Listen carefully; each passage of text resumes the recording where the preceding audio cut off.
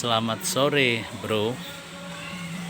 Saya sedang berjalan-jalan di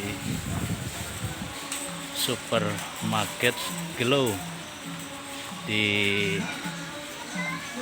Komplek Cendana, Banjarmasin.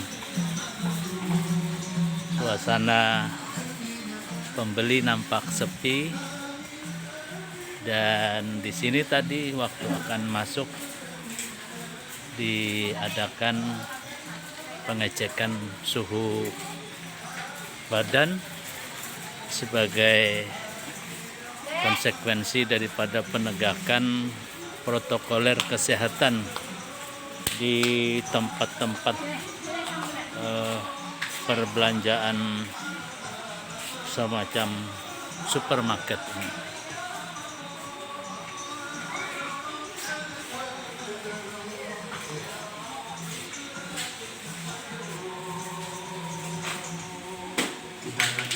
Biasanya di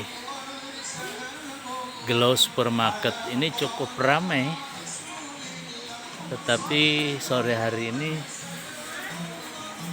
nampak sepi. Suasana pembeli tidak seperti hari biasanya. Ya, barangkali karena saat ini sedang berada pada tanggal tua, sehingga para karyawan dan pegawai masih belum menerima gajian. Nanti di awal bulan akan kelihatan suasana di sini sangat ramai. Fahmi Amrusi,